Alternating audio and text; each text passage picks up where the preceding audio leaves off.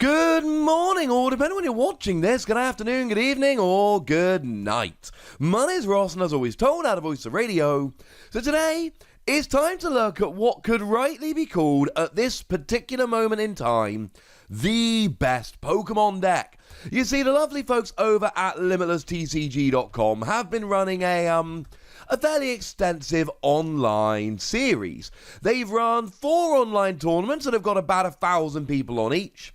And that has whittled down to 16 people, and those 16 people went and had a tournament, and we've now got a winner. And as far as I'm concerned, when you've had 4 roughly 1,000 person tournaments, and whittled it down to a top 16, and then we've got a winner of that, we could probably rightly call that the best deck, at least for a few moments. What's the best deck? Spiritomb. Congratulations to Kevin Kruger for winning the Limitless TCG Invitational with a Spiritomb deck. Now, Spiritomb is one of my very, very favourite cards around at the moment. I think it's wonderful. It's got the ability Building Spite that once during your turn lets you put a damage counter on it, which sounds really bad until you remember the Anguish Cry, the only attack here. And we're talking basic Pokemon Single Energy, which I'm always a huge fan of.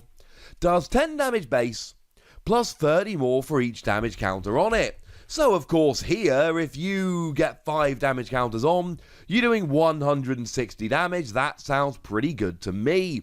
Although that's not the end of the story, we'll get there in a moment. So this is rather nice, and it really is a Spiritomb deck. There are a couple of other attackers, we'll get there in a minute, but make no mistake about it, this is a Spiritomb deck where your goal is to be attacking with Spiritomb over and over again. Now, the other Pokemon we see a lot in this deck is Jirachi. There's a full 4 copies of Jirachi, and it's the same thing it's always been. When it's in the active, you look at the top 5 cards of your deck, find a trainer card, put it in your hand, go to sleep, free retreat with a skateboard. We've seen this over and over and over again, and I don't think it's going anywhere anytime soon. Now, one of the cards that we really need when we're playing a heavy Spiritomb deck is Jinx. Jinx becomes absolutely vital. It lets you move 1 damage counter from one of your Pokemon to another. And most of the time what we're doing here is adding speed to Spiritomb.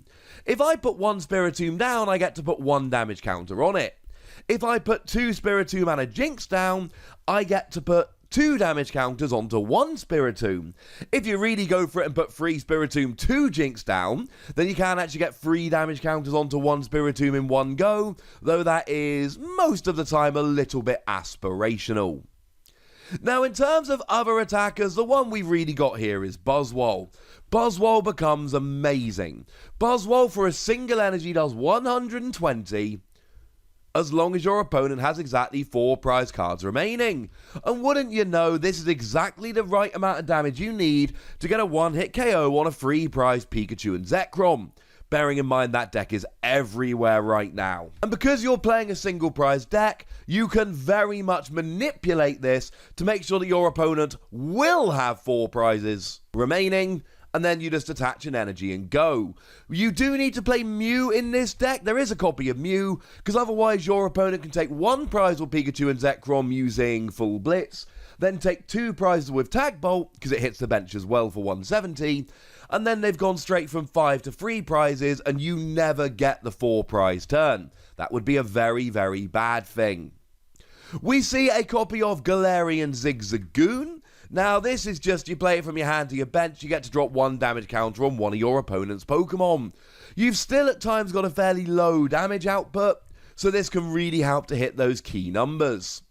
We've got a copy of Giratina. When you play it from your hand to your bench, you get to discard a special energy from your opponent's active Pokemon, and this is good for so many things. Getting rid of Rainbow Energy on an opponent's Spiritomb in the mirror match. Getting rid of a Horror Energy on a Dragapult, for instance. Bearing in mind they usually don't play any energy acceleration, so you can really set them back here. Also, if you've got, say, 4 damage counters or 5 on you, you will get KO'd attacking into a Horror Energy. So if nothing else, this can just make sure you don't get KO'd when you attack, which can be a very good thing.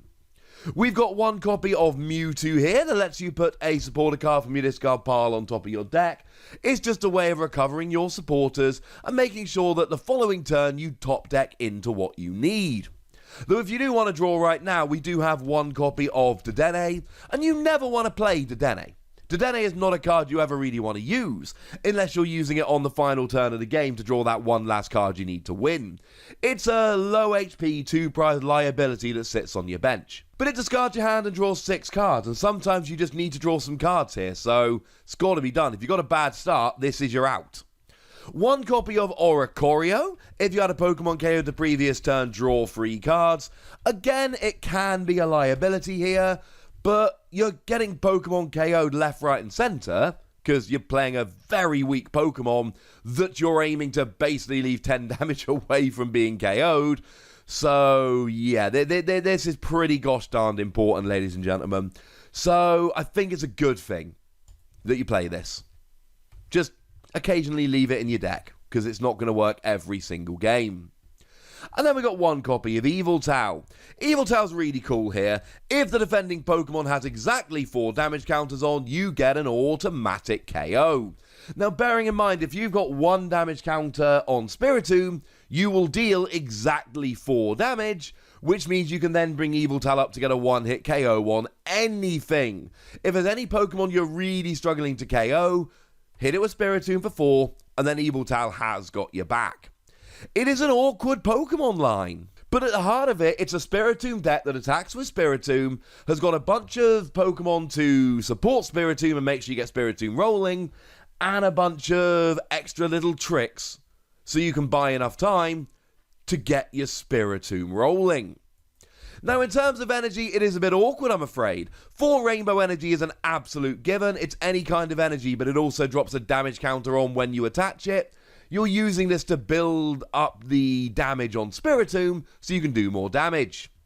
We've then got 4 copies of the unit energy with Fighting, Fairy, and Darkness, because your attackers here are basically Spiritomb and then occasionally Buzzwole. Why would you not play that unit energy? That seems like a given, quite frankly. It's a pretty good idea. And then 1 copy of Aurora Energy. Not because we particularly want to play Aurora Energy, it's like the other 2, but when you put it on, you've got to discard a card from your hand.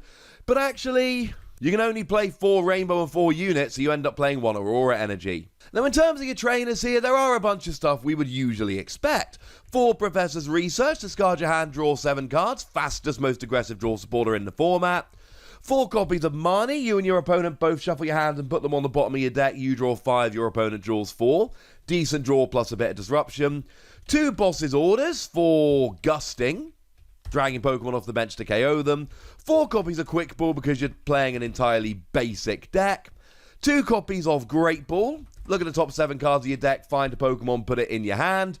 It's not amazing, but when you've used 4 Quick Ball, it's about the best we've got here. And a couple copies of Switch to get your Pokemon in and out the active. None of that should be particularly surprising or amazing or exciting. But then we got a bunch of cards that in this particular deck are uniquely good. For instance, 3 copies of Hustle Belt. Hustle Belt is amazing. I love Hustle Belt.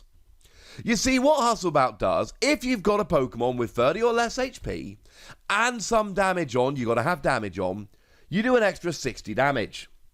Which means if you can get 3 damage counters on a Spiritomb, you attach Hustle Belt, and you're not doing 100, you're doing 160. For context, 160 will get a KO on a Dedenne GX and a Dragapult VMAX.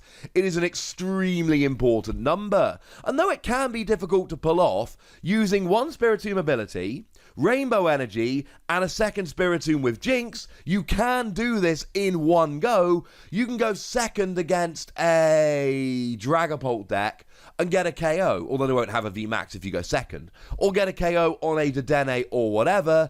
It is a great little trick. You probably guessed at this stage we're playing 4 copies of Scoop Up Net, because you're playing Galarian Zigzagoon. It's got a great ability when you play it from your hand. And Giratina, got a great ability when you play it from your hand.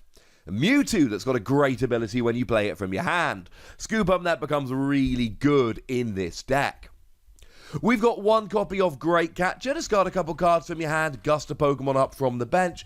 Really good for taking out something like a Dedenne, for instance, when it's sitting there on the bench.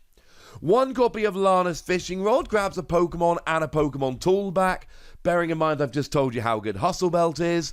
And one copy of Adventure Bag helps you search out those tools, bearing in mind I've just told you how good Hustle Belt is, though don't sleep on a skateboard, which is very important for Jirachi. And then in terms of stadiums, we've got 2 copies of Shrine of Punishment, drops 1 damage counter on each Pokemon GX between turns, also EXs but they've all rotated. And yeah, sure, you're playing Dedenne and Oricorio and Evil Tao, but like I've said, there's specific uses you do not want to use them all the time. And if you're against a bigger deck, you won't always have the damage output you need, which is where this comes in. And then 1 copy of Black Market Prism Star.